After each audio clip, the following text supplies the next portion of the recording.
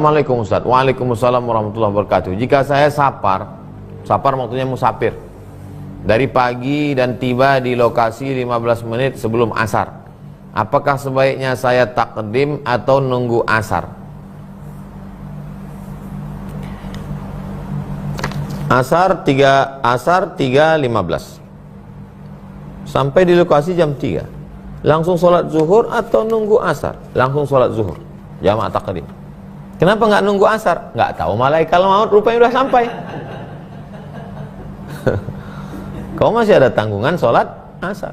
Begitu kau katakan Allahu Akbar, mati, gugur sudah kewajiban. Tapi kalau kau nyantai, nggak sholat pak, nyantai-nyantailah dulu agak 3 batang lagi. Wah, malaikat udah siap, mati dalam keadaan berutang sholat.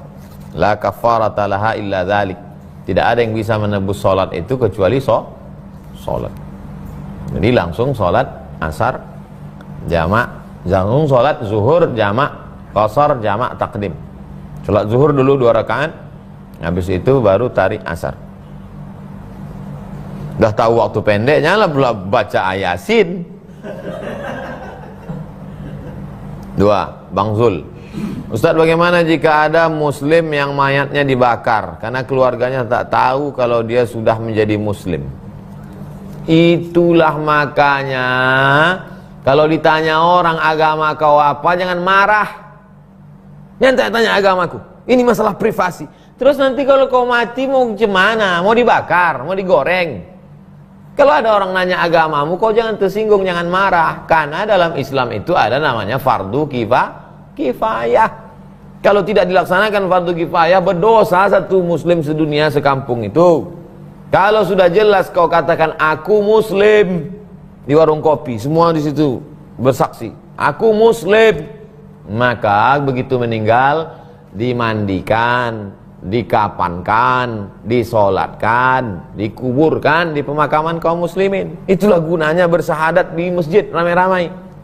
Saya takut Pak Ustadz nanti kalau saya di masjid dibully. 2 orang. Ada kawan kau 2 orang? Ada. Syahadat asyhadu an la ilaha illallah, asyhadu anna muhammadar rasulullah. Dah. Kalian berdua nih kalau mati dia nanti, baik Pak Ustadz. Gitu. Jangan marah. Ini kadang orang nggak ngerti dia. Tanya-tanya agama saya. Ini privasi saya dengan Allah. Memangnya kau mati sendirian menghadap Allah? Jenazah kau kan diurus orang. Marah Pak Ustadz? Enggak. Bagaimana jika ada seorang muslim yang mayatnya dibakar karena keluarganya tak tahu kalau dia sudah muslim? Maka sekampung itu menanggung dosanya. Itulah maka disebut dia dengan fardu kifayah. Kifayah artinya kalau sudah dilaksanakan 1 orang, maka gugurlah kewajiban yang lain. Datang 1 orang, saya bersaksi atas nama Allah bahwa saudara kalian ini adalah muslim. Dia ngaku ke saya kemarin. Mana buktinya Pak? Nih, kami rekam kemarin. Bilang kau muslim, bilang kau muslim. Aku muslim. Ini rekamannya. Lapor ke Pak polisi. Mandikan, kapankan, sholatkan, kuburkan. 1 orang yang melaksanakan fardu kifayah nih, 1.200.000 penduduk Pekanbaru selamat. Kalau tidak dilaksanakan, 1 kota ini dilaknat Allah Subhanahu wa taala. Hati-hati. Perhatikan. Makanya saya selalu asal sudah bersyahadat mualaf itu, di mana tinggal? Di sini. Ada tetangga kawan sahabat? Ada Pak. Perhatikan, masukkan catatan dalam mualaf center. Pengajian hadir ya? Ya. Pengajian suruh hadir. Kalau pembagian beras tak usah suruh. Ibu Nur Hidayati, Ustadz, apa hukumnya mendonorkan organ tubuh bagi orang yang masih hidup? Dan bagaimana jika orang itu telah wafat? Didonorkan 1 buah pinggang. Setelah buah pinggang didonorkan, kata dokter tak bisa puasa karena ginjal. Setelah buah pinggang didonorkan, tak bisa kerja keras. Maka mudaratnya lebih besar. Apa guna dia mendonorkan itu? Untuk menolong orang. Tapi efek mudaratnya Kalau ada manfaat, ada mudarat, mana yang lebih dikedepankan? Darul mafasid muqaddam ala jalbil masalih. Menolak mudarat lebih didepankan, lebih didahulukan daripada mengambil manfaat. La tulqu bi aidikum ila tahlukah. Jangan kau jerumuskan dirimu ke dalam kebinasaan. Kalau berwasiat sebelum meninggal, boleh. Kalau saya mati nanti, saya donorkan kornea mata saya ini.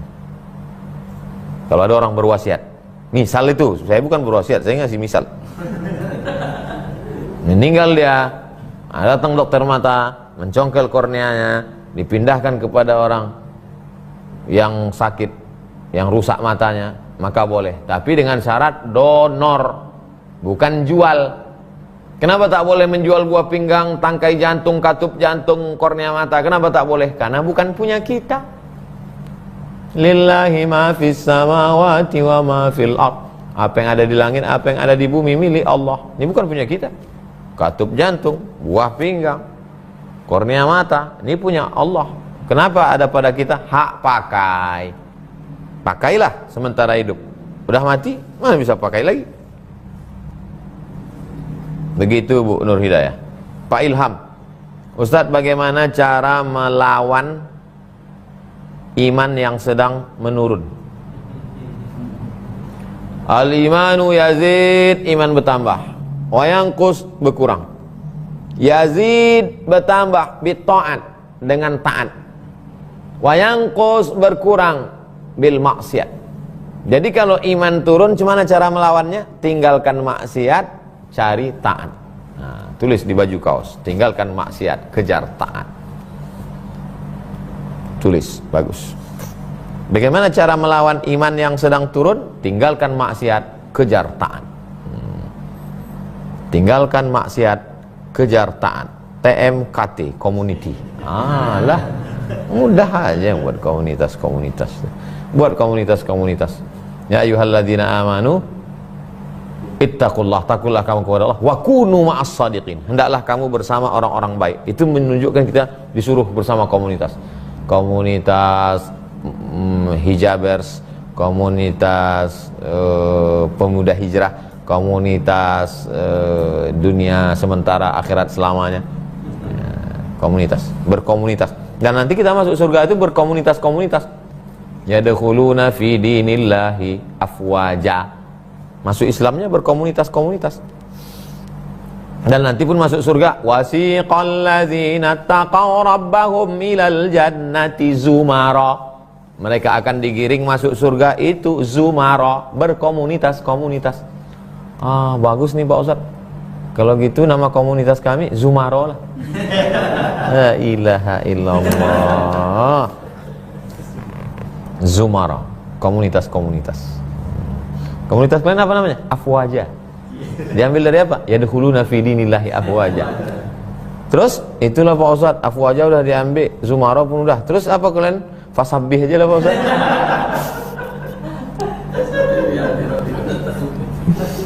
Assalamualaikum Ustadz. Waalaikumsalam warahmatullahi wabarakatuh. Apakah Habib di Indonesia itu benar keturunan Nabi? Karena kata guru agama saya, Hasan dan Husain dibunuh dan tidak memiliki anak.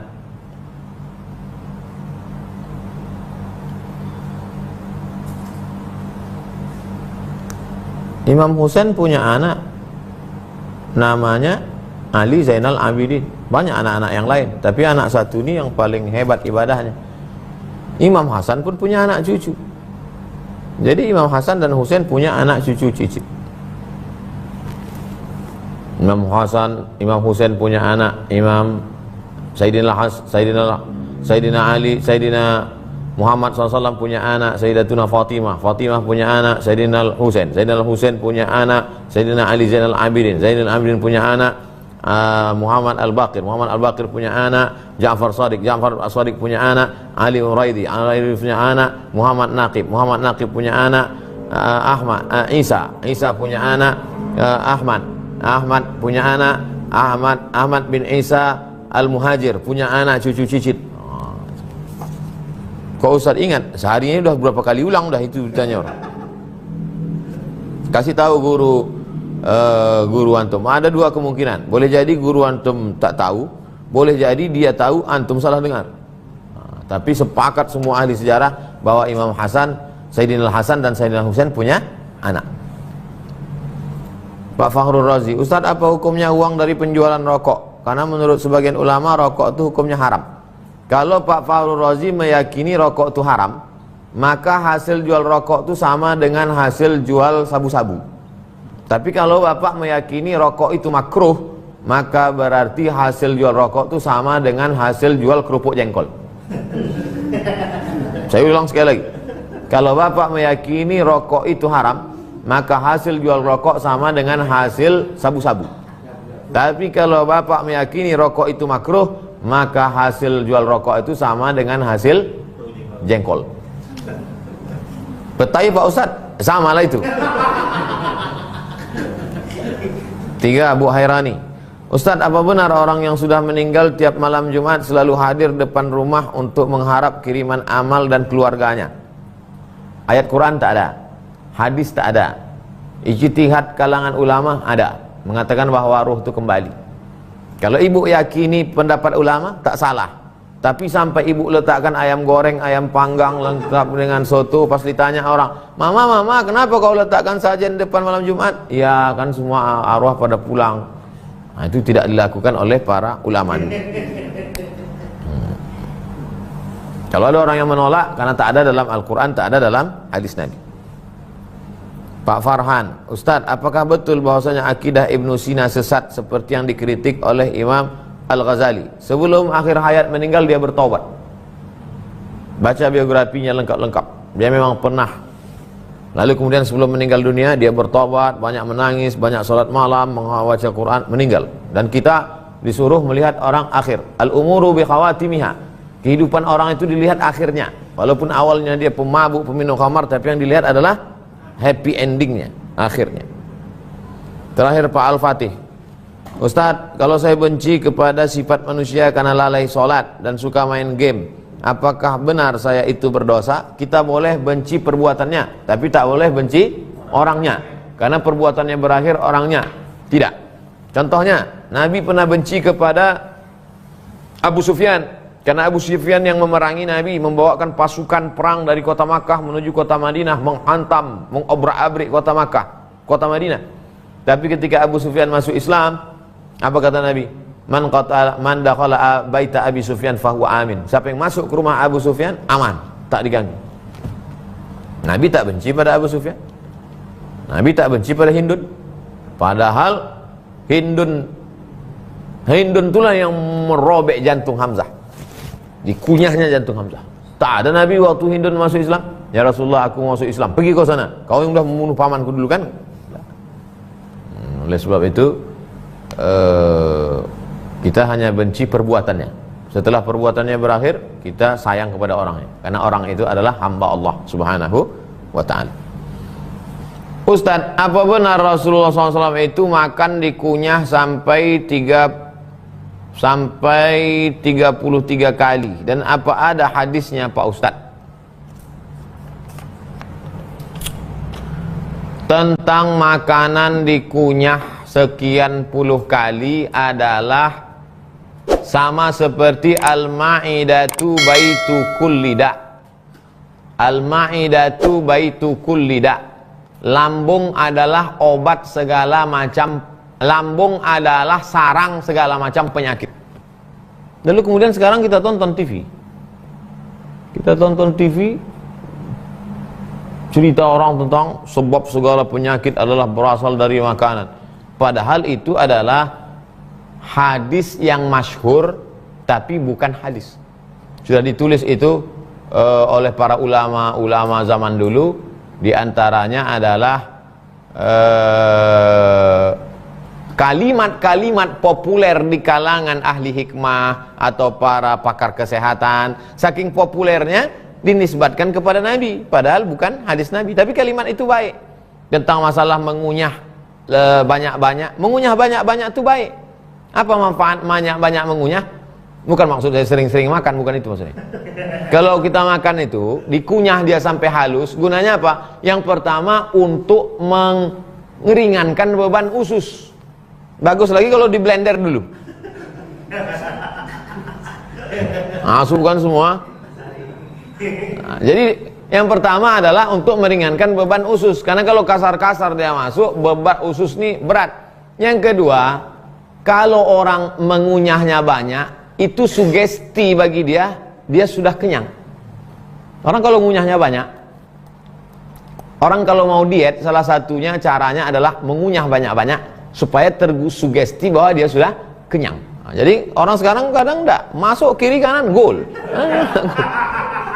Kadang tak main kunyah. Ya. Jadi begitu, Pak. 3, Pak Susanto, Amril Susanto. Ustadz, jika kita mengaku bermazhab Syafi'i, misalnya seorang wanita bercadar karena wajah adalah aurat, tapi kenapa untuk hijab pakai mazhab Hanafi? Ustadz, jika kita mengaku bermazhab Syafi'i, mestinya seorang wanita bercadar karena wajah adalah aurat, tapi kenapa untuk hijab pakai mazhab Hanafi? Tentang masalah cadar itu,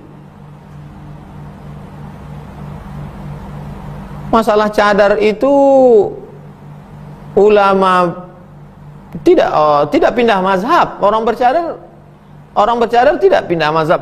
Bercadar itu karena mazhab Hanafi, enggak. Nah, jadi tentang masalah bercadar itu ada pendapat dalam mazhab Syafi'i, ada pendapat dalam mazhab Maliki, ada pendapat dalam mazhab Hanafi. Karena ada hadis.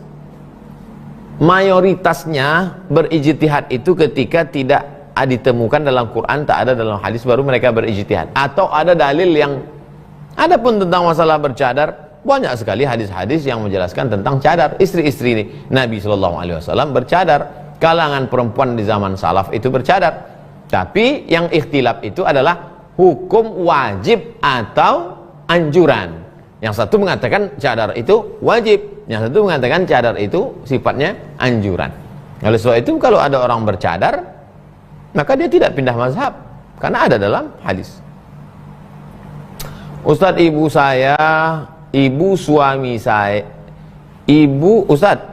suami saya adalah istri siri. Mertuanya maksudnya. Suami saya punya ibu suami saya itu istri siri. Dia mau kurban. Uang kurbannya dari sisa belanja. Apakah boleh kurban tanpa kasih tahu suaminya? Nikah siri cukup rukun syarat sah. Ada mempelai laki-laki, ada wali, ada 2 saksi, ada ijab qabul, ada mahar. Sah. Mempelai laki-laki ada, wali ada. Wali itu nanti yang mewakili perempuan. Ada saksi 2 orang, laki-laki adil, ada mahar, ada ijab, ada qabul. Aku nikahkan engkau dengan anakku dengan mahar sebencut cincin emas tunai, sah, walaupun tidak tertulis secara surat. Tapi saya jangan mau nikah siri, karena nikah siri ini tidak tercatat di KUA, bahaya. Mana tahu terjadi konflik, perempuan tak bisa nuntut. Kalau cerita sah tak sah, sah secara fikih. Tapi saya jangan nanti di banyak orang nikah siri saya disalahkan. Nah, itu maksud. Jadi saya mau menjelaskan bahwa nikah siri tidak terdaftar itu hukumnya sah, tapi jangan dilakukan karena nanti sulit bagi perempuan kalau ada sesuatu. Nah, tentang masalah si perempuan tadi menyimpan uang, lalu kemudian setelah cukup dia mau berkurban, apakah dia izin kepada suaminya? Maka tergantung duitnya duit siapa. Kalau duit itu duit dia, seorang perempuan yang bekerja, atau dia dapat warisan dari ayahnya, ada kebunnya, atau dia dapat durian runtuh, dapat bonus segala macam, itu milik dia. Maka saat perempuan itu berkata kepada suaminya, "Bang, aku mau kurban," itu bukan minta izin, itu hanyalah sebagai adab seorang istri kepada suami. Jadi si suami juga mesti ngerti. Itu makanya suami itu mesti ngaji, mesti tahu dia bahwa istrinya ini bukan minta izin, jangan kepedean. "Bang, aku mau kurban." Istri kau kerja, dia punya gaji, dia punya kebun sawit, dia punya ruko. Datang dia ngasih tahu, bang aku mau kurban, kau tinggal ngangguk aja. Hehe. Karena sebetulnya dia datang tuh bukan minta izin, tapi dia menunjukkan bahwa dia seorang istri yang berakhlakul karimah. Tapi kalau kau kasih dia belanja murni dari engkau, maka sesungguhnya dia minta izin. Ini dari belanja suami, maka sesungguhnya ibu ini minta izin. Jika menyembelih hewan dengan cara dibius atau disetrum, setelah disetrum itu baru disembelih. Jika menyembelih binatang dengan cara bius setrum, apakah halal dagingnya? Tak halal, haram. Karena cara yang diajarkan mesti disembelih lehernya, putus dua urat makan dengan urat nafas, keluar darahnya, karena darah itulah sumber segala macam penyakit. Ini mati dia normal, pisaunya mesti tajam. Dan ternyata hewan yang mati dengan tenang itu dagingnya lebih lezat, beda dengan ini. Tapi sapi Australia itu dia tidak hidup di kandang, dia bebas di padang rumput. Waktu kami dalam perjalanan dari Sydney ke Melbourne, nampak saya sapi di padang rumput besar-besar sekali. Rupanya mereka ini hidup bebas macam banteng. Setelah sampai di Indonesia, itu tak bisa dipotong, maka ditembak dulu keningnya. Itulah yang disebut dengan stunning. Dulu pernah jadi masalah karena pemerintah Australia tidak mau mengekspor sapi ke Indonesia kalau sapinya disiksa. Coba tengok pemerintah Australia, tidak Islam, tapi dia melindungi sapi-sapi. Kalau sapi kami disiksa, jadi caranya biar supaya sapi itu tidak ditarik-tarik, ditembak keningnya pakai stunning ini. Nanti setelah ditembak otak kecilnya macam pistol, tapi pelurunya tak keluar. Hanya tembakan kecil, tang gitu. Dia jadi bodoh dia. Nah, suami ibu pun kalau yang liar-liar tuh tembak. Bodoh. Bang, mama mau pergi arisan, abang ngepel ya? Iyalah gitu. Stunning. Tidak boleh lebih dari skala 7. Karena kalau lewat dari skala 7, mati sapi itu. Skala 7 itulah tembak, tok, bodoh dia. Setelah bodoh, disembelih, halal darahnya. Tak sampai mati. Tapi kalau sampai 8, pop, mati. Dan orang paling suka kalau dia mati tanpa disembelih. Kenapa? Dagingnya jadi berat. Bahkan daging itu disuntik. Coba tengok, itu ada di YouTube. Ini jarum suntik, lewat daging itu. Namanya daging gerobogan. Karena disuntik pakai air. Darahnya tak keluar, bercampur dengan air, bakteri masuk ke peti es, makin berkembang biak. Dimasak dalam acara pesta, tak pula panas, tak dibasuh, tak dicuci, tak pakai limau, tak pakai jeruk. Kita kan pakai asam jeruk, mati. Kena panas sedikit, makan barbecue, kena medco. Ko sapi med gilo, medco sapi gilo.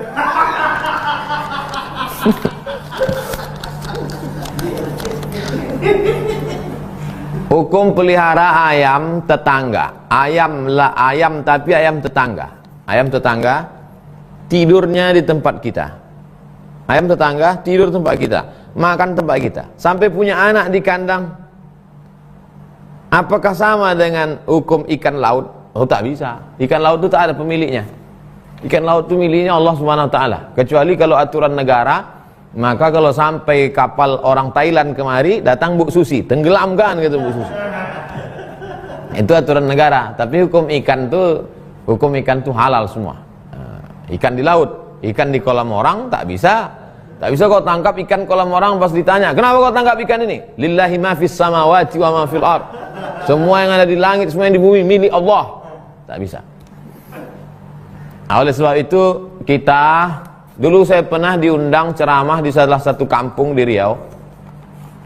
Panitia membisikkan ke saya, tolong Ustadz sampaikan supaya semua pemilik sapi ini mengikat lembu sama kerbaunya. Rupanya kerbau ini dibiarkan bebas. Kerbau ini menginjak-injak tanah sehingga tanah ini padat. Kalau sudah padat, susah dicocok tanam lagi. Kalau saya sampaikanlah di situ, siapa yang melepaskan kerbau sapinya, menginjak tanah masyarakat, setiap jengkalnya, sehingga tak bisa lagi dicocok tanam, maka dia akan dituntut di hadapan Allah SWT. Berapi-api saya jelaskan. Setelah itu tak diundang lagi saya di situ. Sakit hati orang kampung. Ittaqu, hati-hati jangan sampai kita menganiaya termakan-makan orang dari buah-buahan gitu juga. Yang ditanam di tepi arah sedikit. Jelaskan batas sempadan. Jaga makanan, doa terkabul. Jaga makanan, anak-anak jadi mudah menghafal Quran. Jaga makanan, takun mustajabad dakwah. Kau akan menjadi orang terkabul permohonan. Maaf Ustaz, pertanyaannya agak horor. Hantu itu? Jika dalam tidur mimpi berhubungan kelamin, tapi tidak keluar sperma, apakah wajib mandi? Innamal ma'u minal ma'. Innamal ma'u bil ma'. Ma' air, wajib kau mandi pakai air semuanya. Kalau keluar sperma, baru wajib mandi. Kalau tidak keluar sperma, maka tidak wajib mandi, kecuali berhubungan kelamin. Idza iltaqal khitanani, kalau ketemu dua khitan, kelamin laki-laki di khitan, kelamin perempuan di khitan, ketemu dia, faqad wajabal ghuslu, wajib mandi, wa idlam yanzil, walaupun tak keluar sperma. Tapi kalau cuma mimpi, tidak wajib. Maksud dari semua sama di hadapan Allah, berarti yang di dunia terlahir cacat, cebol, hitam, putih, pendek, autis, disabilitas, di akhirat nanti akan sama tinggi, normal, maksudnya di hadapan Allah Subhanahu wa ta'ala. Dulu saya diajak orang tua saya undangan. Kebetulan di acara itu ada yang cacat, maaf. Lalu saya tengok lama-lama, masih kecil.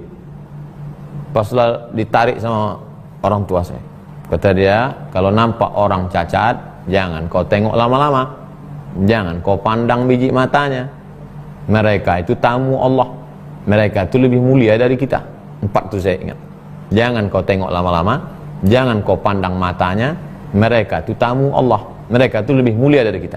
Sampai hari ini, walaupun umur saya sudah 43 tahun, tidak lagi anak-anak, setiap ketemu yang begitu, ingat saya pesan orang tua, jangan tengok lama-lama, jangan tengok matanya, mereka itu tamu Allah, jangan. Makanya heran saya sekarang, kok ada anak-anak yang bisa mengolok-olok orang cacat, mengejek-ejek, direkam pula sama bapaknya. Bapak hantu ini. Patutlah anaknya genderuwo. Mamin kullu mauludin illa yuladu 'alal fitrah. Setiap anak itu lahir dalam keadaan fitrah suci. Fa abawahu, kedua orang tuanya lah yang merubah dia jadi Yahudi atau jadi Nasrani atau jadi Majusi. Dalam ibadah haji bagi wanita boleh minum obat untuk menahan datang bulan supaya dia bisa melaksanakan haji. Bagaimana dengan puasa Ramadan? Ada sebagian ulama Saudi Arabia, pernah saya baca, mengatakan boleh perempuan makan pil penahan menstruasi haid, pada bulan Ramadan supaya puasanya full sebulan. Tapi pendapat yang kuat menolak ini karena daruratnya, emergensinya tidak setinggi haji. Kalau haji itu kan sekali seumur hidup, sampai di sana tidak boleh tawaf karena menstruasi, maka boleh menahan pil karena daruratnya tingkat tinggi. Adapun puasa bisa diganti di bulan Ramadan, bisa diganti di bulan Syawal, Zulqa'dah, Zulhijjah. Cuman 7 hari, bahkan itu sebagai motivasi untuk puasa sunat Syawal. Dan sebab itu saya berpegang kepada pendapat haji oke. Tapi untuk Ramadan biarkan saja normal. Apalagi efeknya kalau darah itu tertahan, tidak keluar, menjadi cancer, kanker, penyakit macam-macam. Biarkan aja normal. Sekaligus motivasi untuk melaksanakan puasa qadha di bulan Syawal. Pelit perhitungan itu beda tipis dengan pelit sama si A, tapi dia royal sama si B. Jadi ukuran standar pelit itu apa Pak Ustaz?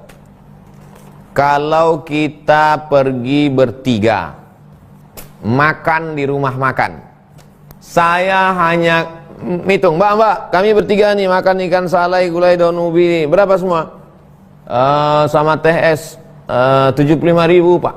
Kalau saya keluarkan 25.000, saya cuma bayar saya saja, itu bakhil namanya, pelit. Jadi kalau ada orang makan, bayar dirinya saja, itu bakhil, pelit. Tapi kalau pas mau bayar itu dia pergi ke dapur pura-pura mau pipis supaya makanan dia dibayarkan yang dua tadi, itu namanya syuh. Wa may yuqa syuhha nafsihi fa ulaika humul muflihun. Mudah-mudahan kita tak termasuk orang yang bakhil. Apalagi syuh. Tidak terlalu penting. Tapi saya perlu tahu pengertian zalim secara luas. Apakah membuat sakit hati dan membuat orang lain merasa tidak nyaman juga termasuk zalim? Perbuatan yang baik idkhalus surur fi qulubil mu'minin, menyenangkan hati orang. Kita dituntut dalam beragama ini bagaimana merasakan perasaan orang lain. La yu'minu ahadukum kau tabiriman hatta yuhibba li akhi, sampai kau sayang kepada saudaramu ma yuhibbu li nafsi. Makanya kalau mau ngasih pakaian, apa yang paling dia senang? Kalau kita senang baju batik, sebagaimana kita senang dengan itu, begitu juga lah perasaan dia, merasakan perasaan orang lain.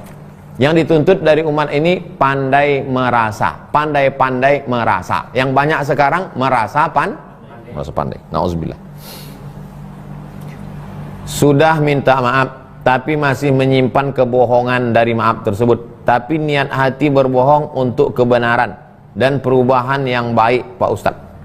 Satu bohong akan disusul dua bohong, akan diikuti tiga bohong, akan ditutupi 100 bohong. Jangan pernah bohong. Hanya boleh bohong pada 3 perkara. Yang pertama saat perang. Mana tahu kita perang sama komunis. Masuk saya ke rumah bapak, minta tolong. Tolong Pak, tolong. Datang komunis. Ada Abdul Somad masuk tadi di sini. Ada, tuh dia di bawah kasur. Saat itu kau mesti pandai berhilah. Saya dari pagi tadi berdiri di pintu ini tidak melihat Abdul Somad di pintu ini. Betul, saya dari pagi tadi sampai sekarang tidak melihat Abdul Somad di pintu ini sekarang. Dah pergi PKI. Loh, kau bohong kata istrinya. Kan ku bilang aku tidak melihat Abdul Somad di pintu ini sekarang. Tadi ya. Kalau PKI-nya tak ikut ngaji, kalau ikut ngaji. Itu namanya hilah. Yang boleh bohong pertama saat perang, karena al-harbu khid'ah. Perang adalah tipu muslihat. Yang kedua, mendamaikan orang sedang kelahi. Kita tinggal di rumah B, tetangga kita A sama C. Datang si C pagi-pagi minum kopi. Nggak lama setelah itu datang si A siangnya. Apa kata si C tadi? Cerita tentang aku ya? Gak ada. Sepatah pun dia tak ada cerita tentang kau tadi. Sepatah pun dia tak ada cerita. Rupanya berpatah-patah. Dari pagi itu memang dia yang diceritakan. Yang pertama saat perang. Yang kedua mendamaikan dua orang kelahi. Yang ketiga menyenangkan hati pasangan. Nah, pulang kau dari Jogja membawa batik cantik. Bawa batik. Datang si ibu melihat batik. Gimana mah? Cantik tak batiknya? Maka ibu saat itu berkata, Bang, sejak kita nikah belum pernah aku melihat batik sebagus ini. Padahal dalam hati berserak-serak pasar bawah. Nah, tapi bapak jangan salah. Ini saya ingatkan bapak-bapak, jangan sampai gara-gara ini bohong nanti. Kenapa abang nggak ngasih tahu kalau udah nikah lagi? Kata Ustaz Somad, boleh bohong. Itu bukan dari saya, itu bukan dari saya. Banyak jamaah nih memakai nama kita. Pertanyaan dari Pak Mustafa. Assalamualaikum Ustaz. Bagaimana hukum perempuan jualan kosmetik lalu memampang wajahnya di medsos dengan before after? Bahkan sering diedit yang afternya. Bagaimana hukum dari produsen kosmetik tersebut Pak Ustaz? Yang pertama, perempuan yang bersolek-solek jahiliyah itu dilarang dalam Quran. La tabarrujna tabarrujal jahiliyatil ula. Jangan kau bersolek-solek jahiliyah. Hanya boleh merubah yang tak wajar jadi wajar. Wajahnya tak wajar, pucat. Kalau jumpa kita jam 8 malam, mati PLN, mati lampu macam hantu. Saking pucatnya. Lalu kemudian dipakainya bedak membuat yang tak normal menjadi normal. Boleh. Hanya kaedahnya satu, membuat yang tak normal menjadi normal boleh. Yang sekarang itu saya tengok bukan membuat yang tak normal menjadi normal. Yang sudah normal menjadi abnormal. Tambah ini ke sini, naik ini kemari, ini disulam ini.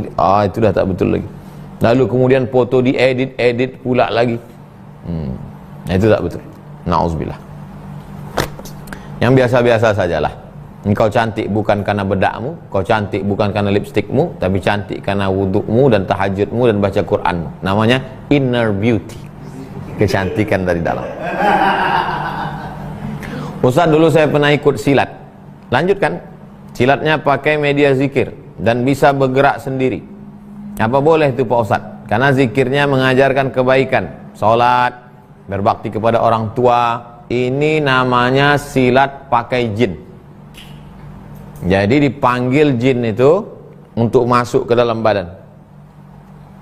Panggil dia, jin itu masuklah ke dalam badan. Akhirnya bisa memanjat. Mau jurus monyet, mau memanjat ke pokok kelapa. Mau jurus babi ngepet, menyeruduk rumah-rumah orang. Ini yang masuk tuh jin. Jangan ikut. Jangan ikut. Kami dinasihatkan dari kecil dulu, jangan kau berkawan sama jin. Nanti susah kau mati. Jangan. Nampaknya baiat. Saya akan berbait. Berarti sebenarnya itu dukun itu sedang memasukkan jin ke dalam. Jangan. Ikutlah silat, pencak silat yang biasa, tapak suci, silat.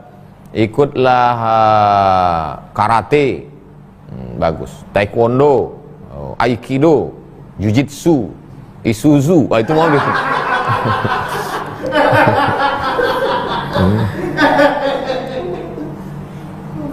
Ustaz, apa hukumnya memelihara anjing untuk menjaga rumah, juga untuk berburu babi, dan daging babinya untuk makan anjing?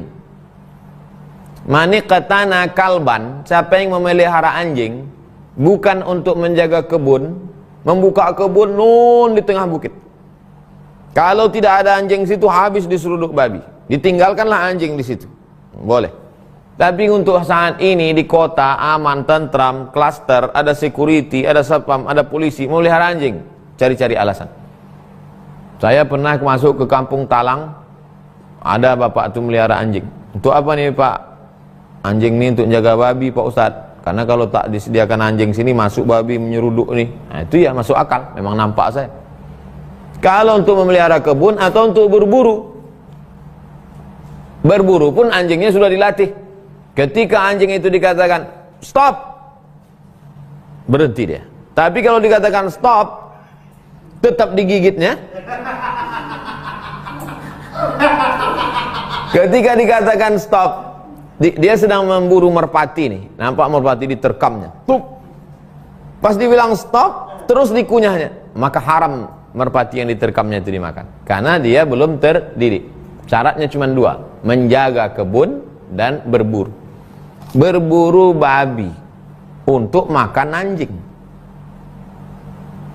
tak masuk di akal saya. Habis waktumu untuk memburu babi, untuk mencarikan makan anjing. Orang dulu menjaga kebun dari diseruduk babi, itu masuk akal. Tapi kalau sengajalah mengkhususkan satu hari untuk berburu babi, untuk makan anjing, nah ini mubazir. Innal mubazirina kanu ikhwanas syayatin. Orang mubazir saudara setan. Masih banyak lagi waktu banyak untuk baca Quran, untuk zikir, untuk ikut pengajian. Dikhususkan pula satu hari untuk memburu babi, untuk ngasih makan anjing. Untuk menjaga kebun dari babi, oke, masih masuk akal. Dari Bapak Megi Santosa. Ustadz, kita dilarang sedih berlebihan. Namun mengapa Nabi Yakub sedih berlebihan sampai mata beliau memutih?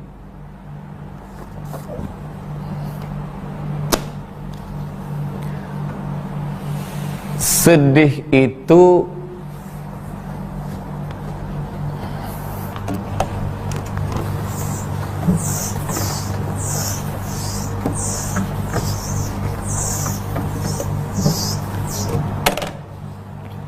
ada namanya taklifi. taklif. Hukum taklifi.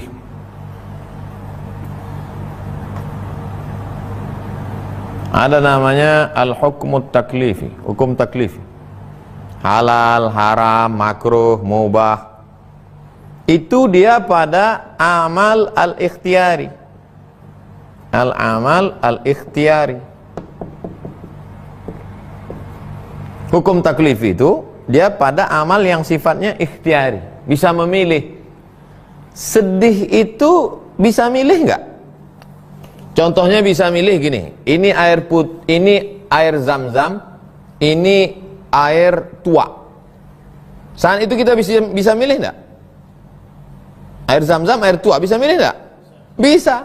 Makanya ada hukum taklifi di situ. Kalau pilih air zam-zam dapat pahala, kalau pilih air tua haram dapat dosa. Bisa milih minum air zam-zam atau minum air tua. Itu yang disebut dengan amal ikhtiari, pilihan. Sedih itu bisa milih enggak? Enggak bisa. Sedih, cinta, benci enggak bisa milih. Dia bukan amal ikhtiari.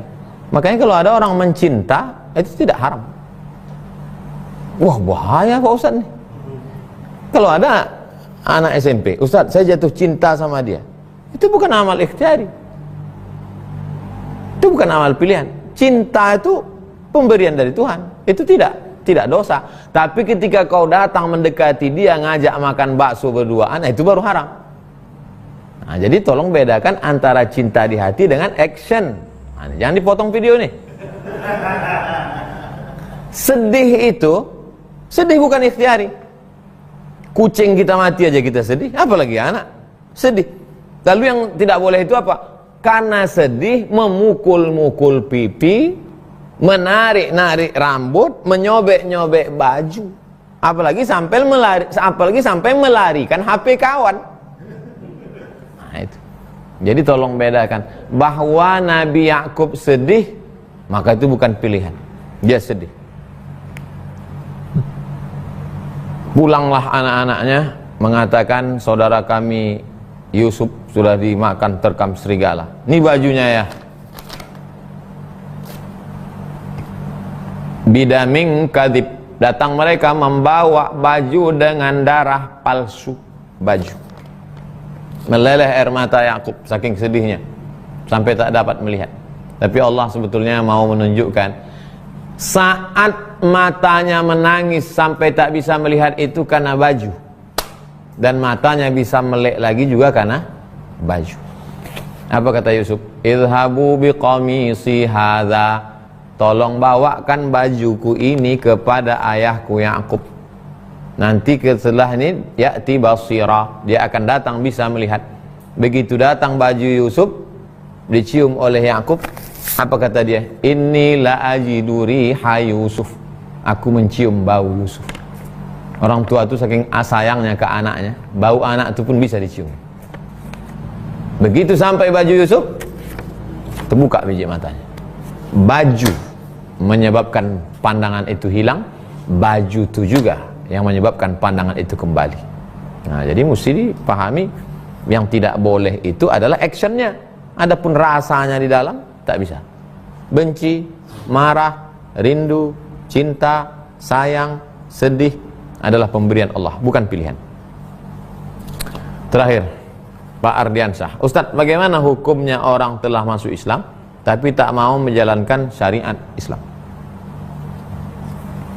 Orang yang tidak mau menjalankan syariat Islam, maka zaman dulu kalau dia tidak mau bayar zakat ditanya, kenapa kau tak mau bayar zakat?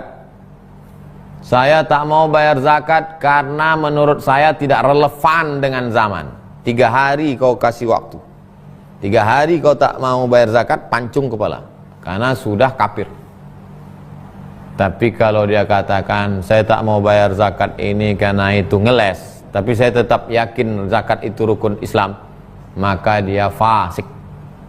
Yudhillu bihi katsiran, banyak orang yang disesatkan Allah, wa yahdi bihi katsira, banyak orang yang diberikan hidayah. Wa ma yudhillu bihi illal fasiqin, yang disesatkan Allah itu adalah orang yang fasik.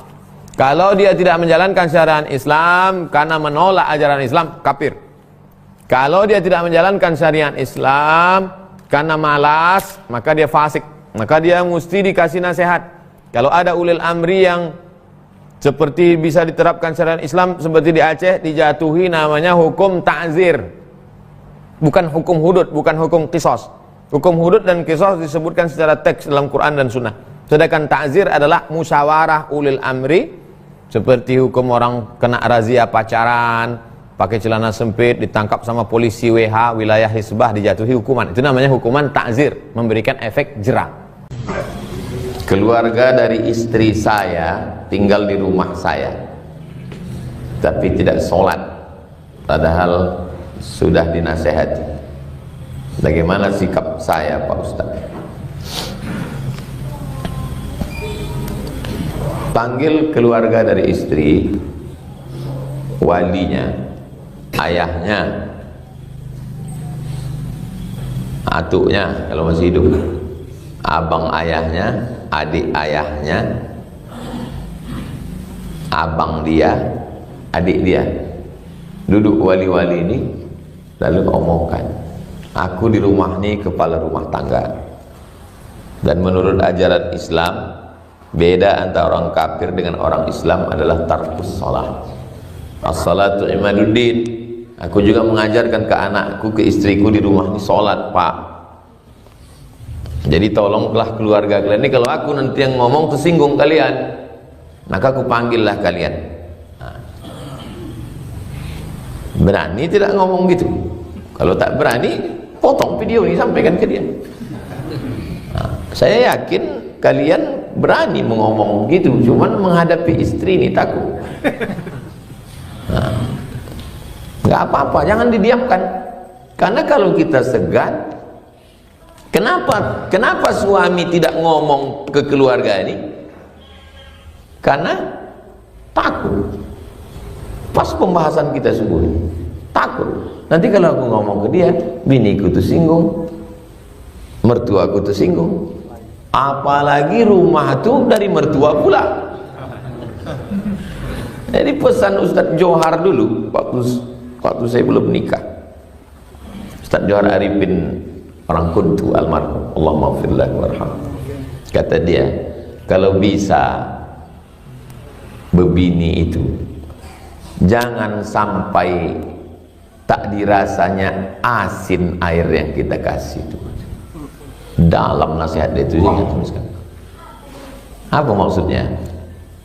Dia biasa minum air laut, kita kasih air garam 2 sendok, nggak terasa sama dia.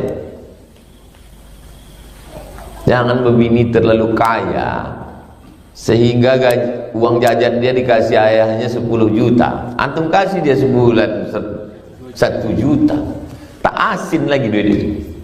Bukan cuma duit itu tak asin, cakap antum tak asin.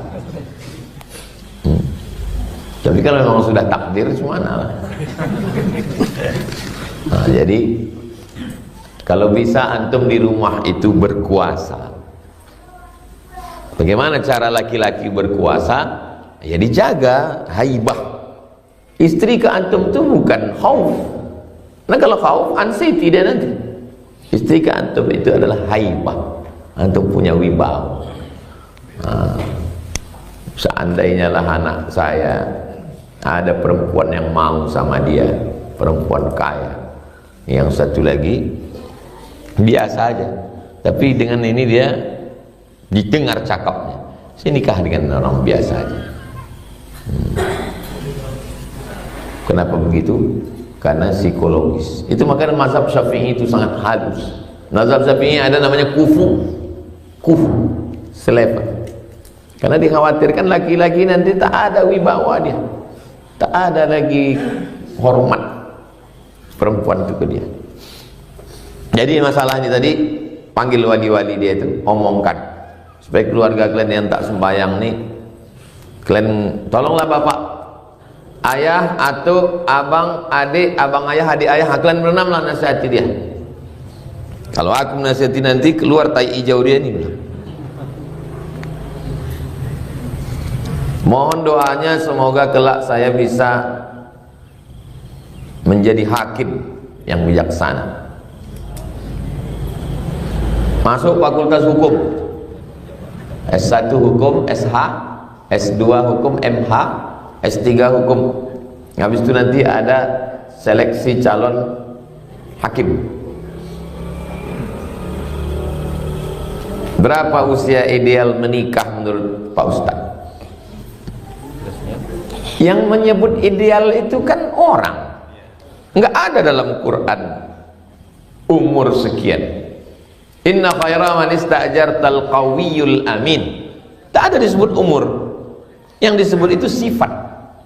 Laki-laki yang layak kau jadikan sebagai pekerja, wahai Syuaib, adalah al-qawi, kuat dia, al-amin, amanah dia. Kenapa orang sekarang semua pakai umur? Padahal umur bukan standar. Banyak orang sekarang berumur tapi tidak dewasa.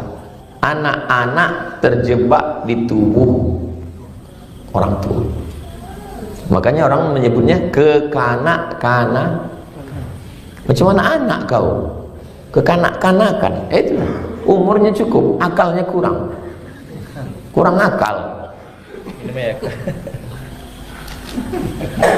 Kalau kalian perempuan dapat laki kurang akal, susah, kurang akal, sekilo kurang setengah on. Akal. Makanya ibu didiklah anak itu supaya berakal. Bapak didik anak berakal. Kalau anak tak dididik berakal, yang disusahkannya siapa? Bininya, mertuanya, anaknya, iparnya. Pak RT pun susah dibuatnya. Kurang akal. Didik anak-anak kita supaya dia berakal.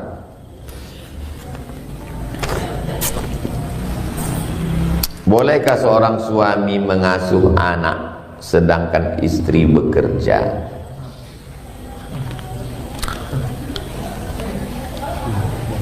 Tapi kalau malam saya bekerja dan ibu sudah pulang, jadi anak sekarang yang menjaganya. Tapi banyak cakap orang yang tidak baik. Bagaimana menurut pendapat Ustaz? Aslinya perempuan itu di rumah, tidak bekerja. Waqarna fi buyutikunna, wahai perempuan kamu di rumah. Perempuan, kamu di rumah menjaga anak, mengurus keluarga. Suami yang bekerja. Kalau aturan Allah ini dirubah, suami yang di rumah, istri yang bekerja, nanti akan terjadi kekacauan. Istri kalau dia punya duit, dia lebih dari suami, yang bermasalah nanti bukan istri. Suami akan mengalami masalah psikologis.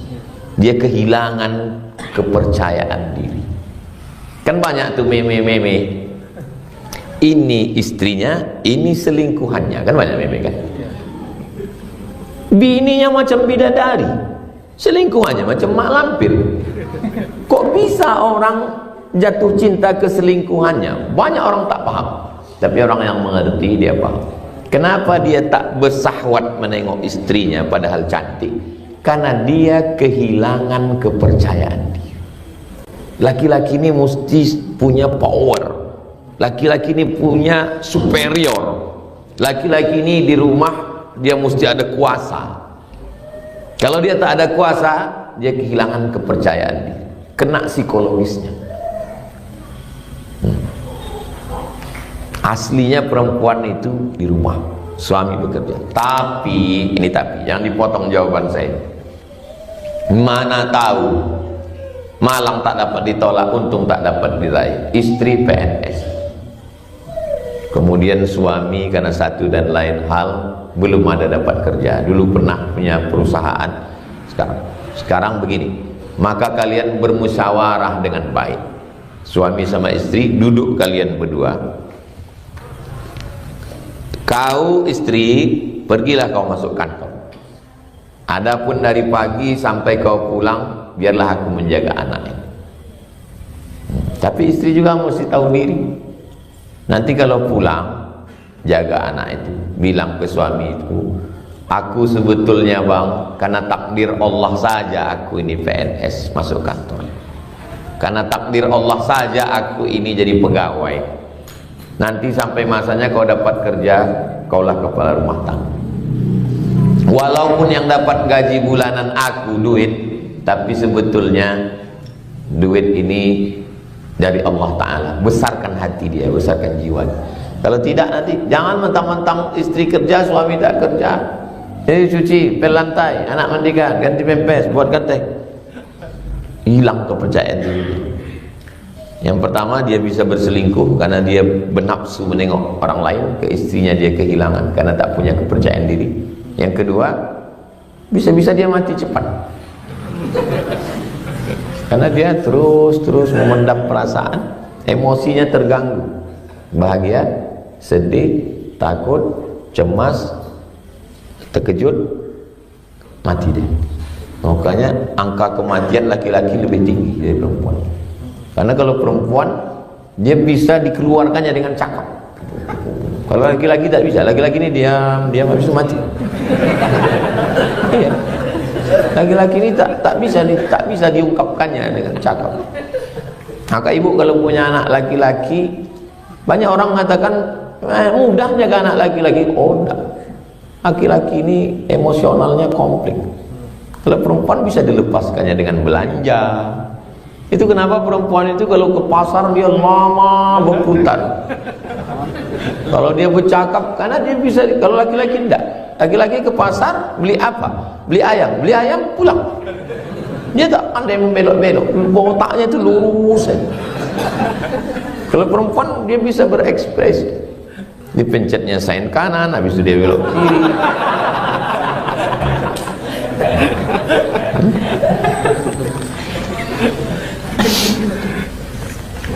Bagaimana solusi menghadapi rasa takut, cemas, khawatir yang berlebihan terhadap suatu urusan, misalnya masalah skripsi dan lain-lain? Karena kenyataan yang saya alami, masalah atau urusan yang saya hadapi tidak sesulit apa yang saya pikir, dan terkadang rasa cemas yang berlebihan merawat saya, membuat saya stres dan ditakutkan rasa putus asa. Na'udzubillah. Ada seorang mahasiswa nih, ada satu lagi mahasiswa nih. Mahasiswa ini bapaknya pejabat, orang kaya. Sudahlah pejabat, orang kaya, punya lembaga pendidikan. Anak diberangkatkannya ke Mesir, kuliah di Mesir. Anak ini main bola, DO. Anak yang satu lagi ini sama-sama anak Indonesia juga, dari kampung. Orang tuanya tak sempurna, orang kampung, susah, miskin.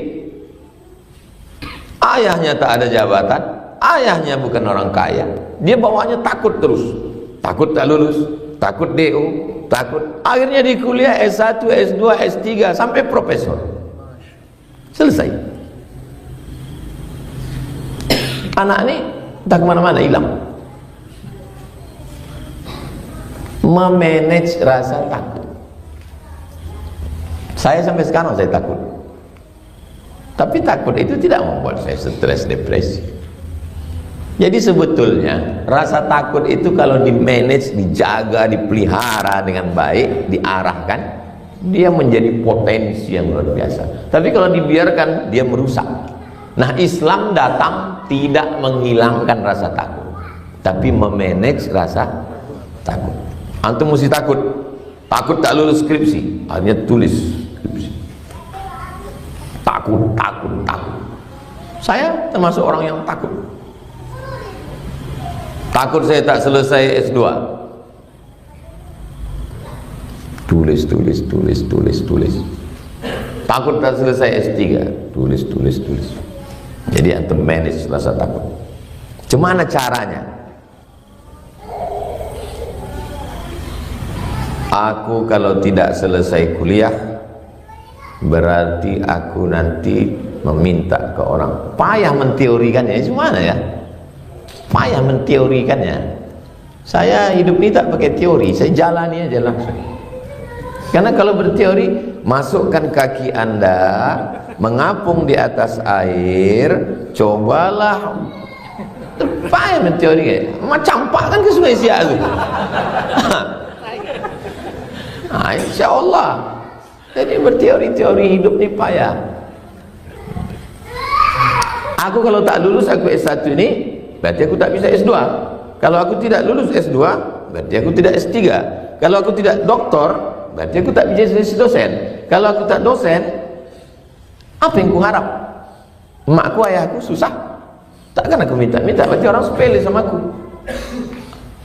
Aku mesti doktor. Begitu. Tapi jangan dicakapkan. Saya tak pernah cita-cita saya cakapkan. Saya bilang sama mak saya, jangan buat kenduri sebelum aku masuk pesawat. Kalau mak buat, orang tua ini kan senang, mau bangga ke tetangga buat kenduri. Jangan buat. Kalau mak buat kenduri, tak jadi aku berangkat, tak kuijak lagi kampung ini. Malu tak berangkat. Sudahlah saya di Cengkareng, udahlah duduk mau masuk pesawat, nelponlah mak saya.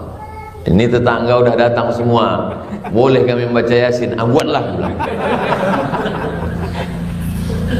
Jangan dicakapkan duluan, nanti kita malu. Banyak orang lari dari kampung gara-gara bercakap. Tak jadi. Jangan dicakapkan dulu. Maka saya tak pernah meletakkan batu pertama. Gedung Syekh Abdul Rahman, gedung asrama, tak pernah. Karena takut, saya malu. Udah selesai, baru saya share foto. Saya sering mimpi bersama Ustadz Abdul Somad. Mimpi bersama dakwah. Mimpi datang ke rumah. Mimpi dalam kajian. Itu pertanda apa Pak Ustadz?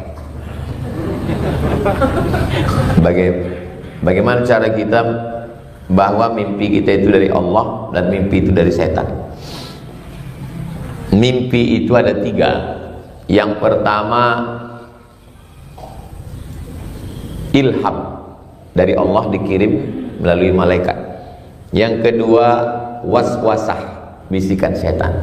Yang ketiga, proses berpikir yang belum selesai, atrasu ahlam, bunga-bunga tidur.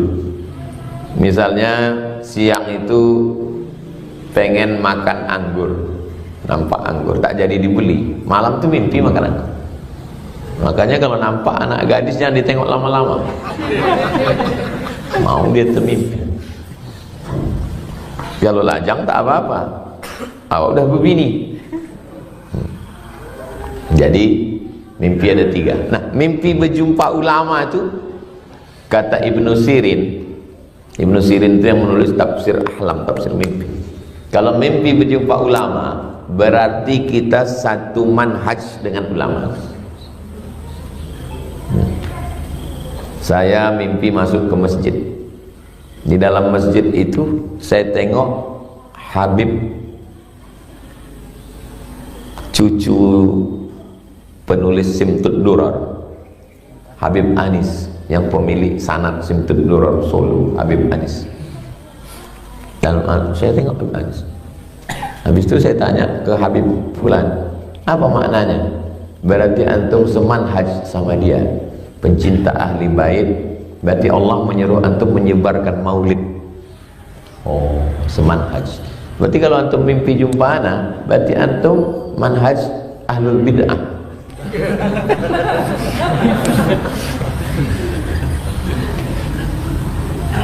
Berarti antum semanhaj sama ana. Bisa jadi karena pengaruh menonton.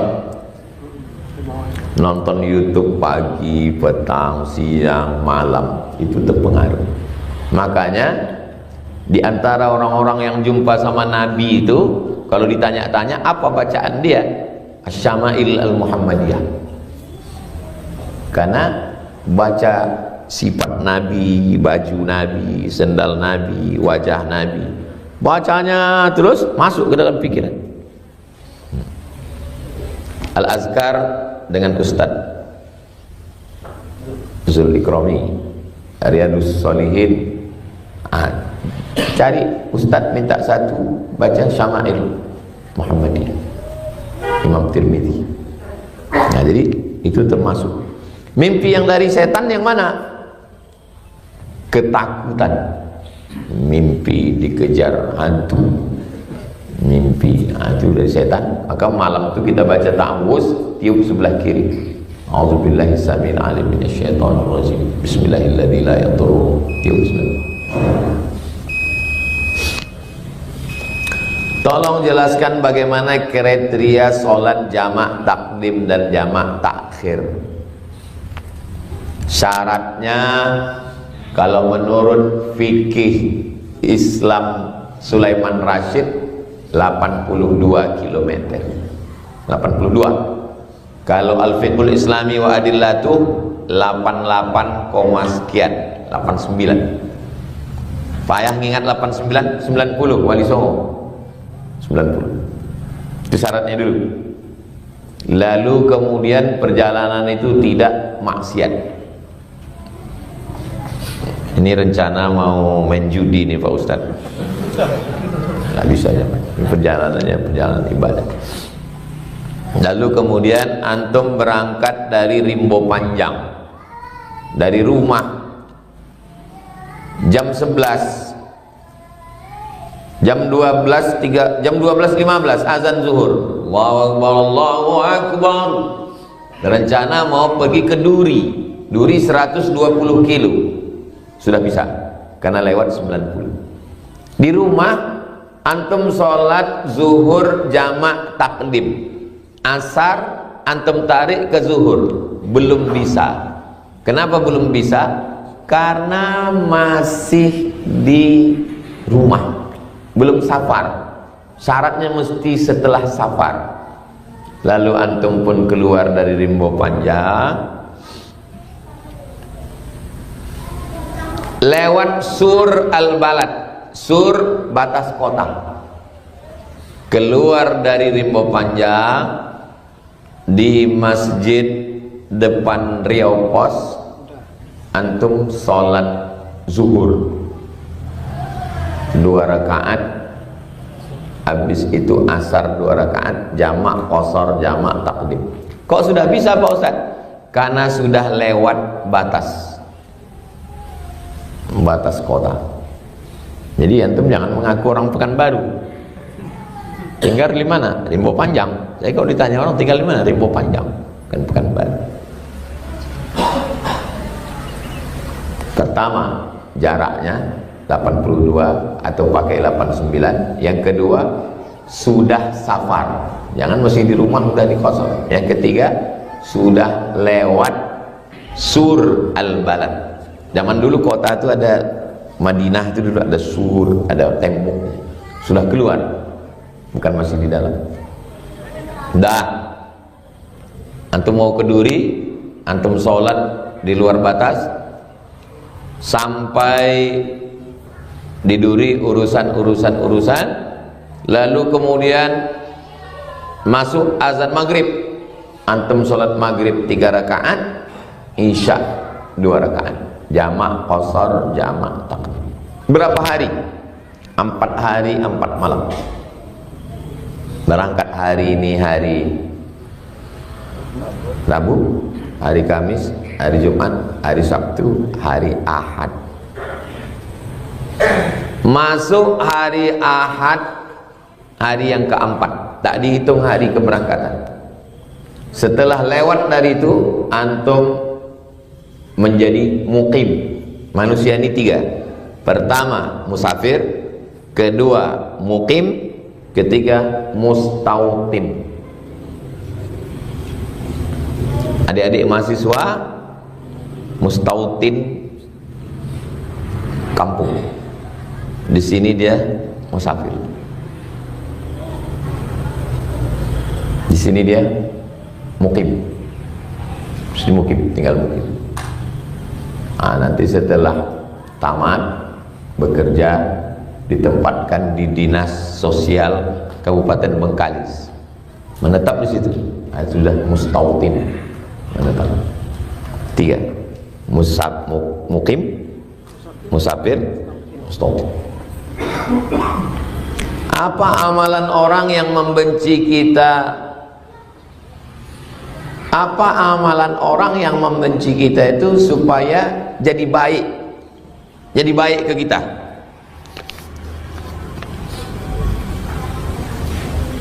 Kalaulah ada amalannya, maka tak adalah Abu Lahab. Hah? Kalau adalah amalan yang antum tanya ini, tidak ada Fir'aun. Karena langsung amalan itu dibaca Nabi Musa, langsung baik Fir'aun itu. Baik, namanya Fir'aun syariah. Yang menjadi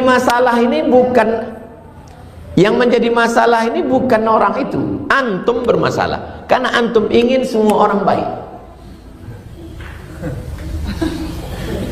Hah? Ada Kabil, ada Habil, ada Fir'aun, ada Musa, ada Ibrahim, ada Namrus, ada Isa, ada Titus, nama raja Romawi yang menangkap Yudas itu Titus namanya. Ada Nabi Muhammad, ada Abu Lahab. Jangan berpikir semua orang mesti baik.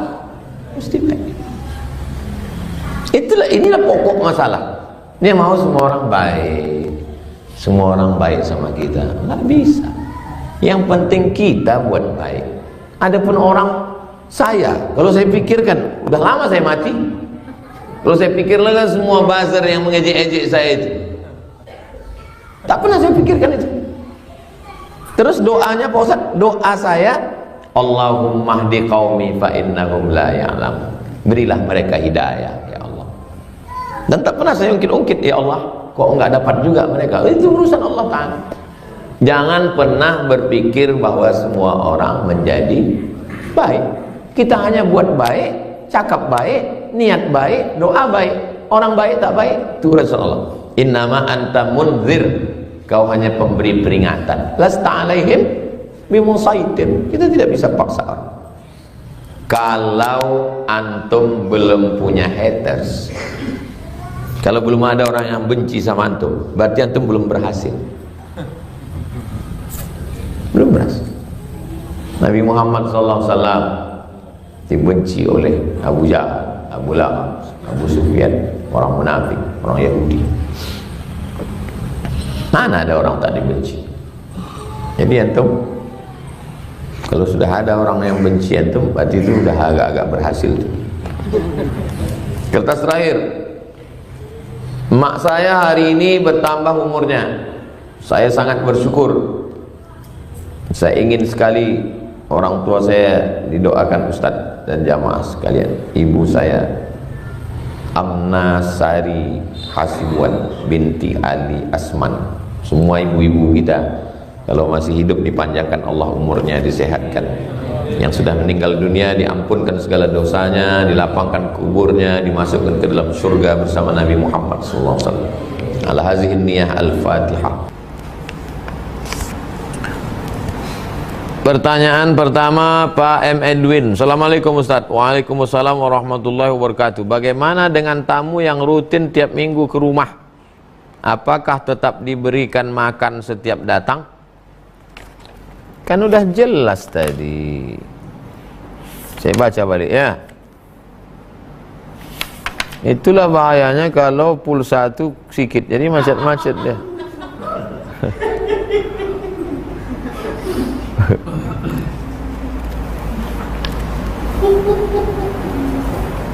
Saya bacakan ya.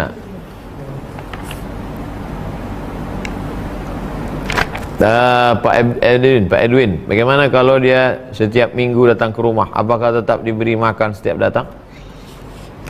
Bi ihdari ma tayassara an indahu min at-ta'am min ghairi kulfatin wala idrarin bi ahlihi.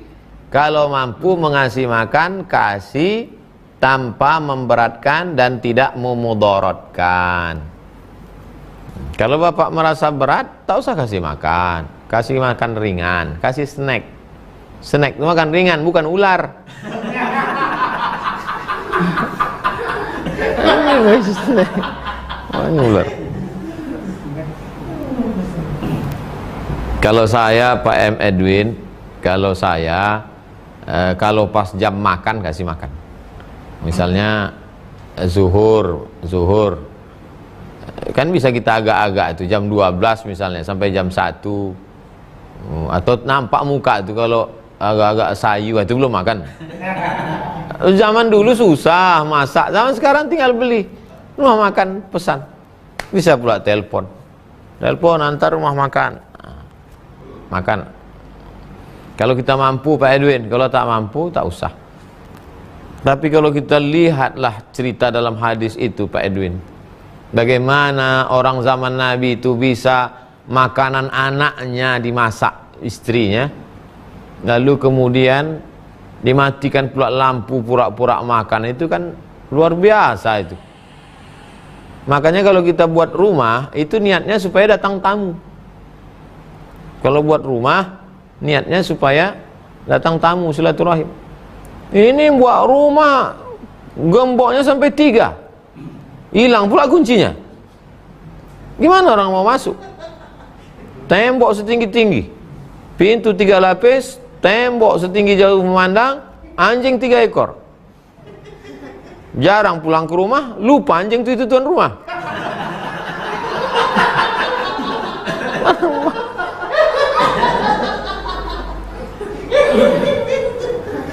Gitu Pak Edwin.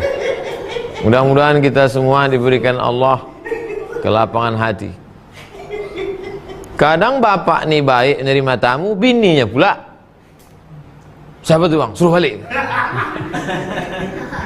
Mudah-mudahan Pak Edwin dan jamaah semua diberikan Allah murah rezeki, rumahnya besar-besar untuk nerima tamu insyaallah. Amin. Kedua Ibu Puspa. Ustadz, seorang anak misalnya kurban 1 ekor kambing, dan setahu saya aturan syariatnya 1 ekor kambing bisa untuk 1 keluarga, termasuk orang tua masih hidup. Apakah kesampaian juga untuk orang tua yang sudah meninggal dengan 1 kambing sekeluarga tersebut? Begini ceritanya Bu Puspa. Yang paling tinggi, paling afdal, paling bagus yang dilaksanakan Nabi tahun ke-10 waktu Haji Wada, 100 ekor onta sendirian. Nah, itu yang paling bagus Bu Puspa. Nabi potong sendiri 63 ekor, dipotong Sayyidina Ali 37 tambah 63, 100 ekor sendirian. Nah, itu yang paling bagus. Di bawah itu 1 ekor onta ber7. Tempat kita karena tak ada onta, 1 ekor sapi ber7. Assalamualaikum Pak Ketua Masjid, panitia. Ya, ini untuk saya, ini istri saya, ini anak saya, ini menantu saya, ini cucu saya. Itu bagus, 7. Tak juga, itulah yang paling bawah nih. Level paling bawah. 1 ekor kambing untuk 1 rumah. Saya potong 1 ekor kambing, maka untuk serumah. Dapat yang 1 rumah ini, ya. Apakah mengalir pahalanya untuk emak ayah ibu kita? Itulah enaknya punya anak soleh. Apa yang dilakukan anak itu Bu Puspa sampai ke anak. Anak sholat ngalir ke bapaknya. Anak berkurban ngalir ke bapak ibu. Anaknya sedekah ngalir ke bapak ibu. Anak sakau, tahankan. Itulah makanya kata Nabi SAW, waladun solihun, anak yang soleh. Kalau saya sedekah untuk orang lain, mesti saya sebut, ya Allah sampaikanlah pahalanya ini kepada almarhum Fulan bin Fulan. Tapi kalau kepada orang tua saya, tak perlu disebut, otomatis sampai. Itulah enaknya punya anak soleh. Mudah-mudahan anak-anak kita soleh-solehah semua. Amin ya rabbal alamin. Ketiga, Ibu Wiwi. Ustadz, jika kita pinjam uang ke orang yang beda agama, kemudian kita mau ke waktu kita mau kembalikan, dia sudah tak ketemu lagi orangnya, apakah bisa disedekahkan ke panti asuhan? Cari dulu Bu, cari dulu entah di mana dia. Bisa dicari di Google. tulis di FB namanya, tulis di Instagram, cari kawan-kawan dia, kontak nomor-nomor semua. Karena walaupun dia beda agama tetap kita bayarkan. Dalilnya ketika Nabi Muhammad SAW meninggal, wadir'uhu marhunatun inda Yahudin, baju besi Nabi tergadai di tangan seorang Yahudi. Itu menunjukkan Nabi ada minjam, digadaikannya baju besinya bisalasina so'an, 30 sok gandum, maka dibayar oleh sahabat. Itu dalil walaupun kepada tetangga, kawan, sahabat non muslim tetap wajib dibayar. Sudah dicari kemana-mana tak ada Pak Ustadz, maka bayarkanlah berapa hutang itu, diserahkan ke masalih ammah, maslahat kepentingan umum, panti jompo, panti yatim, pondok pesantren, masjid, boleh. Tapi cari dulu Bu Wiwi, jangan langsung aja. 4. Pak Teguh Hadi, Ustadz, apakah doa kunut nazilah hanya dalam sholat wajib saja? Bolehkah saat sholat Idul Adha dibaca kunut nazilah? Kunut nazilah sholat subuh, zuhur, asar, maghrib, isya, Jumat. Subuh, zuhur, asar, maghrib, isya, sholat Jumat. Lalu kemudian sholat witir namanya kunut witir. Ada kunut witir, ada kunut subuh, ada kunut nazilah. Begitu aturannya. Tidak ada dalam sholat Idul Adha. 5. Ibu Inyi, Ustadz, apakah kita berkata buruk di dalam hati tapi tak diucapkan, apakah akan tetap dihisap, dihitung?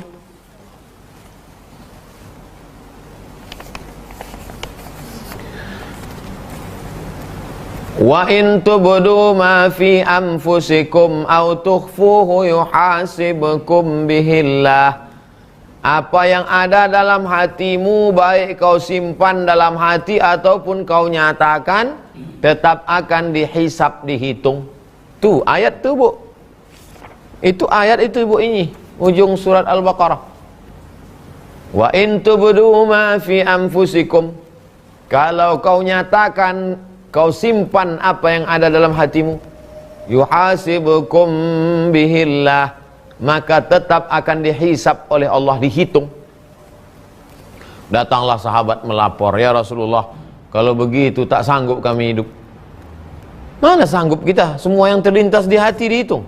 Kita pula nongkrong kerja di pinggir jalan, nampak orang baju besar badan kekecilan, orang kecil baju kebesaran, macam-macam terlintas dalam pikiran.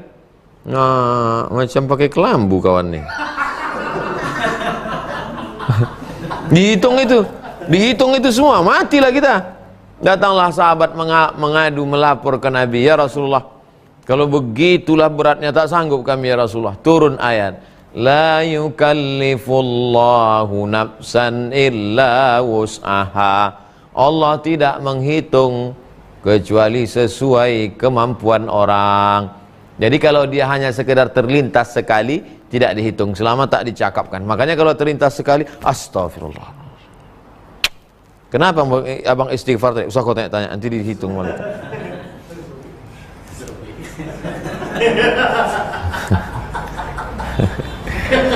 Oleh sebab itu kalau terlintas dibikin, walladzina idza fa'alu fahishatan aw zalamu anfusahum, kalau mereka melakukan perbuatan yang tak diridhai Allah, terlintas dalam hati mereka, zakarullah, segera ingat kepada Allah, langsung ingat pada Allah, fastaghfaru lidzunubihim, langsung istighfar, walam yusirru ala ma fa'alu wa hum ya'lamun, tidak melanjutkan. Jadi prosesnya 3 Bu Inyi, prosesnya 3. Pertama, ingat.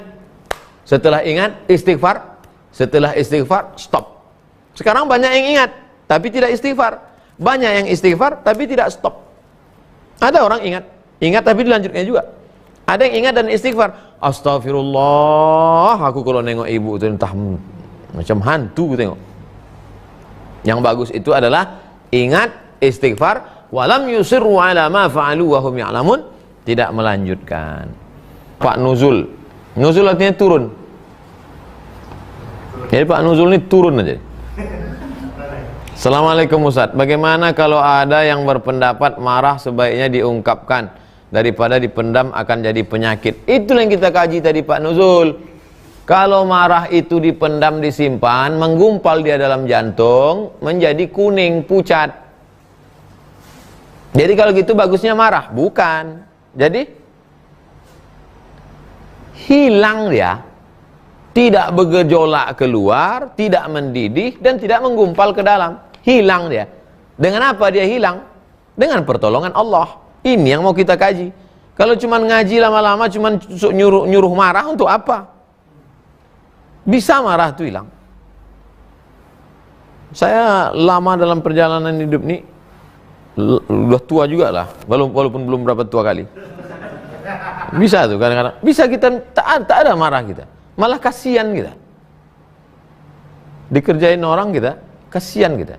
Karena kita melihatnya kerdil kali dia, kecil kali dia. Nah, jadi yang membuat itu siapa? Allah. Allah yang membuat itu ada rasa itu dalam hati kita. Sehingga kita jatuhnya menjadi maaf. Malah kasihan. Mungkin orang bilang kita, alah kau goblok. Enggak. Begitu Pak Nuzul. Mudah-mudahan Pak Nuzul turun, artinya turun marah Pak Nuzul. Dua, Eni Isnaini. Ustadz, apa saya berdosa kepada anak ketika saya marahi anak sampai menangis dan sedih, padahal marah saya bohongan agar anak saya berubah? Kasusnya tak jelas. Pada kasus apa ibu ini marah? Kalau dia menumpahkan gulai ke lantai, ibu marah. Mengepel gulai itu cuma 5 menit bu, tapi menghilangkan kesan dia marah ibu tuh bisa 5 tahun belum tentu hilang. Itu dapat saya di Facebook. Tapi kalau ibu marah ibu karena dia nyuci piring gelasnya pecah. Itu. Jadi ingat, saya orang tua saya, kami tak ada saudara perempuan. Kalau saya nyuci piring pecah gelas, pecah piring, tak pernah dia marah. Karena itu memang bukan tempat dia marah. Yang dia marah tuh kalau datang tamu duduk saya di atas. Wah, itu marah. Duduk saya di atas, tengoknya gini. Tak juga turun, balik tamu tuh, siap lah. Tapi kalau mencuci piring, gelas pecah itu tak pernah dia marah. Itu jadi karena ibu tak sebutkan contoh kasusnya, jadi saya tak tahu. Apakah saya berdosa ketika anak saya marah? Kalau dia bawa pulang barang ketemu di jalan, ibu mesti marah, suruh dia balikkan lagi. Kalau tidak, nanti dia biasa membawa. Waktu kecil bawa mainan, main boneka kawan, bawa pulang. Nanti rumah mobil dinas orang dibawanya di rumah. Bahaya. Dijualnya, digadainya negaranya. Padahal marah saya bohongan. Kalau bisa jangan ibu ajari dia bohong. Jangan ajak dia bohong. Karena ibu tak jawabannya, pertanyaannya tak khusus dalam kasus tertentu. Jadi saya tak bisa jawab secara tapi secara umum ibu Eni Isnaini mesti marah kalau memang mestinya marah. Kalau dia remaja bawa pacar, ibu mesti marah. Kau jangan mau pacaran. Kau ini gadis, itu lajang. Itu lajang tuh kepala dia besar. Kau ini perut kau tuh besar nanti. Mesti ibu marah.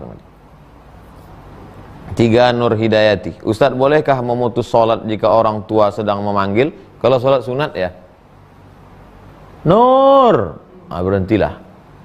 Assalamualaikum warahmatullahi wabarakatuh. Ya mak, coba kau caskan dulu HP mama.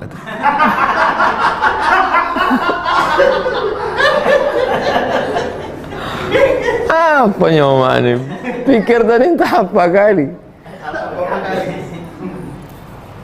Kalau sholat sunat boleh Bu Nur, tapi kalau sholat wajib tak boleh. Kalau sampai tak menyaut waktu sholat sunat, Nur katanya, Nur katanya, tak, matilah kau Nur katanya. Bisa mati. Bisa kita mati. Dalilnya Pak Ustadz, ada seorang laki-laki namanya Juraij, dipanggil sama emaknya, Juraij, diam dia. Juraij, diam dia.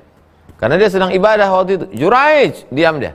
Didoakan emaknya, Allahumma la tumidhu hatta turihi wujuhal mumisat. Jangan matikan si Juraid sebelum matanya melihat PSK. Jangan matikan Juraid sebelum matanya melihat PSK. Terkabul. Tak lama sesudah itu langsung ada perempuan hamil. Ditangkap. Siapa yang menghamilimu? Juraid. Tangkap Juraid. Oh, ini kerja kau Juraid. Ya, selama ini pura-pura ibadah. Nih hamil tukang gembala kambing gara-gara. Hancurkan orang rumah ibadah Juraid. Hampir dibunuh Juraid. Kata Juraid, tunggu sampai anak itu lahir. Begitu anak itu lahir, ditusuk Juraid pusat anak itu. Ya gulam, wahai anak kecil, man abuka? Siapa bapakmu? Anak itu menjawab, ra'il ghanam, koboi. Siapa bapakmu? Pengembala kambing. Koboi pengembala kambing.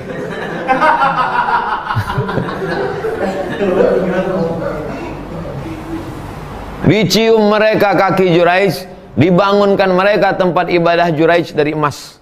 Kata Juraij, tak perlu, cukup balikkan macam tempat dulu. Ini hanya cara Allah ingin menunjukkan bahwa doa seorang ibu makbul. Jangan lawan orang tua sampai sebegitu hebatnya.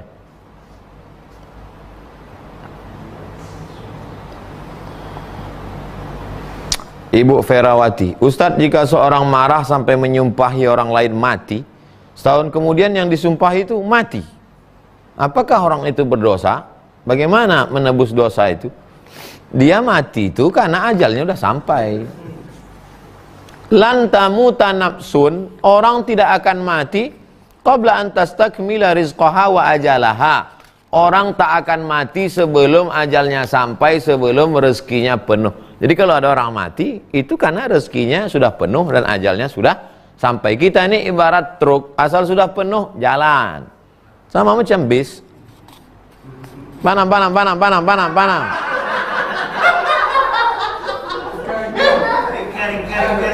Asal udah penuh, jalan. Asal udah penuh, jalan. Lalu kita ini kenapa belum jalan? Karena belum penuh. Asal penuh, jalan.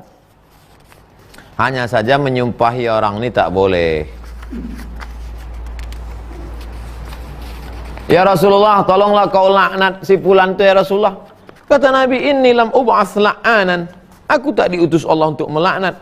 Innama bu'istu rahmatan. Aku diutus membawa rahmat untuk semesta alam. Tak boleh kita sumpah-sumpah orang. Yang udah berlalu apa boleh buat? Istighfar, minta ampun pada Allah. Akan datang yang sumpah-sumpah orang lain. Terakhir Pak Dedi Gumulya. Ustadz, kalau saya sholat di rumah, orang tua saya non muslim, di mana di rumah itu ada patung sembahannya, bagaimana hukumnya? Pertama saya doakan mudah-mudahan Pak Dedi istiqomah. Kami ini Pak Dedi, mak kami muslimah, ayah kami Islam, tinggal di negeri muslim, sekolah pesantren. Ujian kami tak banyak, tapi ujian Pak Dedi ini luar biasa. Seperti zaman Nabi dulu, sahabat-sahabat Nabi yang bisa tetap istiqomah padahal dilahirkan dari keluarga non muslim. Bapak masih tinggal di rumah non muslim atau datang ke rumah orang tua non muslim.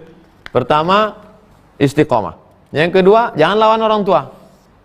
Tetap sambung silaturahim, tetap kasih dia hadiah, tetap berdoa kepada Allah supaya dapat hidayah. Kemudian tentang masalah sholat di rumah itu, selama tak ada najis di situ, bersih, kunci pintu, sholat di situ. Adapun di rumah itu ada patung segala macam, ma'fu anhu, termaafkan karena dalam keadaan darurat. Ad-darurat tubihul ma'zurat. Kalau bapak masih serumah, apa boleh buat sebelum sholat, kunci, yakinkan rapat semua segala macam. Ya nanti terjadi fitnah. Tapi kalau misalnya berpisah rumah sama orang tua, tetap kunjungi dia, silaturahim. Pas sedang ngobrol-ngobrol, masuk waktu sholat, masuk ke kamar yang tak ada. Kalau ada patung atau gambar apa sih, tutup pakai kain, sholat. Apa hukum masjid yang arsiteknya meniru menyerupai tempat ibadah non muslim? Macam mana dibuatnya bentuknya? Kalau ada patung-patungnya tak boleh. Innal malaikata, malaikat tak masuk ke dalam ibadah rumah kalau ada patung, tak boleh patung. Jadi pertanyaan Pak Zulfikri ini umum. Saya tak bisa menjawab kalau umum. Silakan besok malam kirimkan gambarnya, nanti saya tengok gimana bentuknya. Tapi yang saya jawab ini secara umum, bahwa ini masuk ke dalam masjid padahal tak ada dalam hadis. Padahal tak ada dalam Quran, tak ada dalam sejarah Nabi. Ini musuh masuk belakang.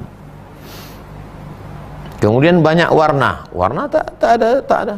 Tapi kalau dibuatnya warna itu tasyabuh menyerupai kebatilan, tak boleh. Dibuatnya masjid warna gambar LGBT, tak boleh, karena tasyabuh menyerupai. Nanti menjadi alat orang untuk mengejek-ejek, mengolok-olok, tak boleh. Tentang masalah jam pakai lonceng,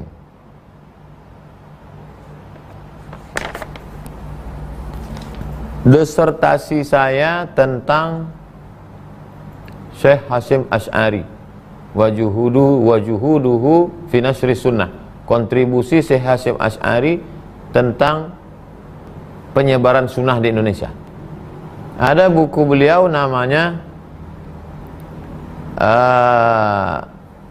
Al-Jasus fi Tahrimin Naqus, tentang hukum haram naqus. Naqus tuh kan kayu yang dilobangi dalamnya lalu dipukul dari luar. Apa namanya itu? Kentong. Syekh Hasyim Asy'ari mengharamkan kentong, karena kentong dipakai oleh agama lain untuk memanggil waktu sembahyang. Tapi beduk enggak. Kalau kayu besar dilobangi tengahnya, diisi dengan kulit sapi dari luar, dipukul, enggak haram. Kenapa? Karena tidak dipakai mereka untuk memanggil, untuk beribadah mereka. Ada dalam disertasi saya.